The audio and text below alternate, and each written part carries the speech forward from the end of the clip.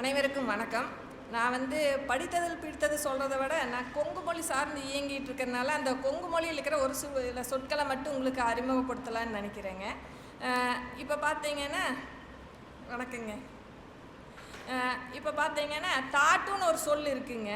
தாட்டுன்னு சொன்னால் பார்த்தீங்கன்னா நிறைய பேர்த்துக்கு பொருள் தெரியாது. தாட்டுன்னு சொன்னால் பார்த்தீங்கன்னா ஒன்று அளவாக இருக்கும்னு பொருளுங்க. இன்னொன்று பார்த்தீங்கன்னா அவங்கள தாட்டி விடு அனுப்பி விடுங்கிற பொருள் வருங்க. தாட்டு ஊருக்கு தாட்டி விட அவனை, சோறு தாட்டு, இந்த மாதிரி அந்த தாட்டுங்கிற சொல்லுக்கு பொருள் தருங்க. இதே மாதிரி பார்த்தீங்கன்னா தீவ சோத்தான், இது பார்த்தீங்கன்னா நாயின்னு சொல்ல மாட்டாங்க.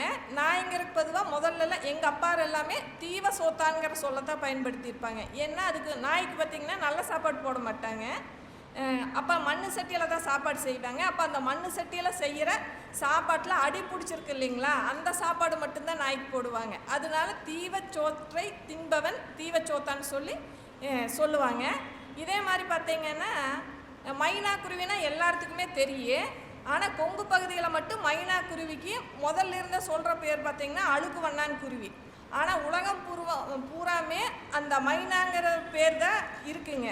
ஆனால் இந்த கொங்கு பகுதியில் மட்டும்தான் அந்த அழுக்கு வண்ணாத்தின்னு சொல்லுவாங்க, இல்லைன்னா அழுக்கு வண்ணான்னு சொல்லுவாங்க. ஏன்னா அதோட நிறத்தை வச்சு சொல்லுவாங்க.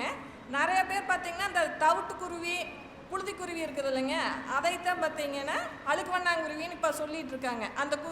அந்த தவிட்டு குருவி பார்த்திங்கன்னா அந்த கண்ணாடியிலலாம் அதோட முகத்தை போய் பார்த்து குத்து இல்லைங்களா, கொத்திகிட்டே இருக்குது. அந்த பறவை பார்த்திங்கன்னா தவிட்டு குருவி இல்லைன்னா புழுதி குருவின்னு சொல்லுவாங்க. ஆனால் இப்போ பார்த்திங்கன்னா எங்கள் குழந்தைங்க எல்லாமே அதைத்தான் அழுக்கு வண்ணாங்குருவின்னு சொல்கிறாங்க.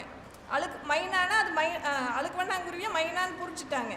ஆனால் அந்த பேரை கொண்டு இதுக்கு மாற்றி பொறுத்துறாங்க. இந்த மாதிரி பார்த்திங்கன்னா நம்ம சொற்களை மண்மொழி சொற்கள் அதிகமாக அழிஞ்சிட்ருக்குங்க. அதை நான் இப்போ கொஞ்சம் மீட்ரு எடுக்கணும்னு அந்த முயற்சி செஞ்சிட்ருக்கேன்.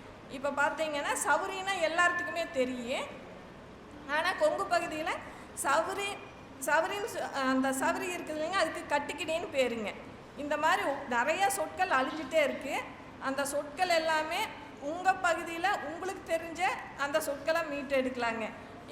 இப்போ பார்த்தீங்கன்னா ஆண்களை கூப்பிட்றதுக்கு அப்புணுங்கிற ஒரு சொல் பயன்படுத்திகிட்டு இருந்தாங்க கொங்கு பகுதியில்.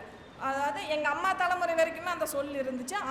அப்புணுன்னு கூப்பிட்றது யாருன்னா வயசில் சின்ன பசங்களை மரியாதையாக கூப்பிட்றதுக்காக சொல்லிகிட்டு இருந்தாங்க. ஆனால் இப்போ பார்த்தீங்கன்னா சார்னு பயன்படுத்துகிறோம்.